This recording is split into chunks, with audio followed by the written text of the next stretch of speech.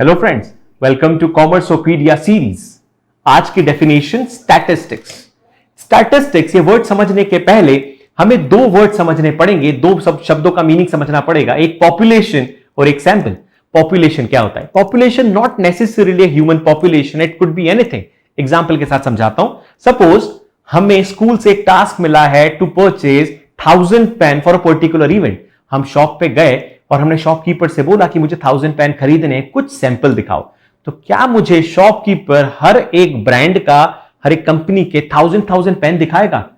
Obviously no, वो मुझे एक एक पेन दिखाएगा मल्टीपल कंपनीज के।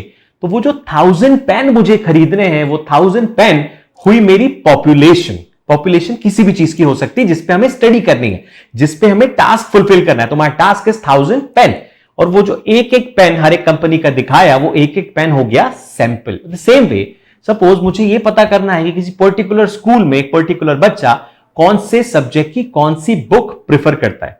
तो जो स्कूल के पूरे बच्चे हैं वो हुई मेरी पॉपुलेशन, जो स्टडी का टास्क हुआ। और अगर मैंने कुछ बच्चों से डेटा लिया कि कौन सी बुक भैया पढ़ते हो, तो वो जो कुछ बच्चों से लिया हुआ डेटा है, दैट इज द सैंपल। अब आते हैं डेफिनेशन पे। अगर मैंने पॉपुलेशन की स्टडी करी, so study of population, one of the example is census.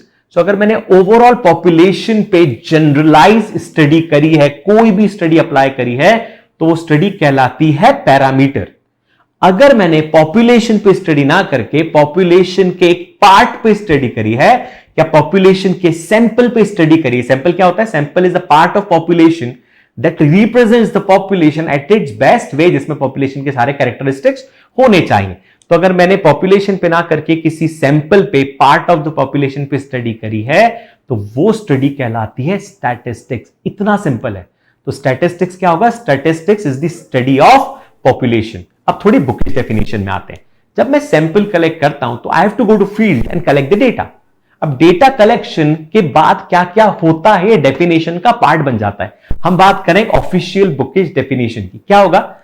तो फील्ड पे गया, मैंने डेटा कलेक्ट करा।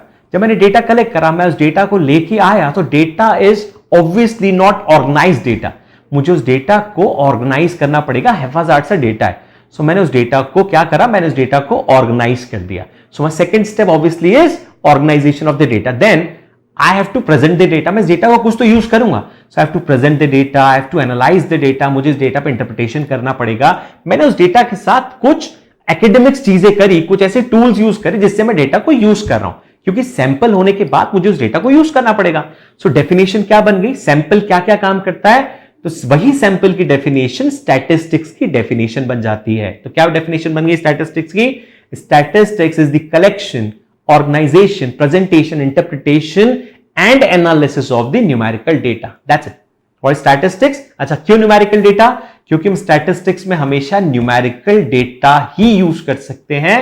non numerical data attributes बन जाते हैं जो statistics का पार्ट नहीं बनते। So the final words, statistics की definition क्या हुई? It is collection, organization, presentation, interpretation and analysis of numerical data।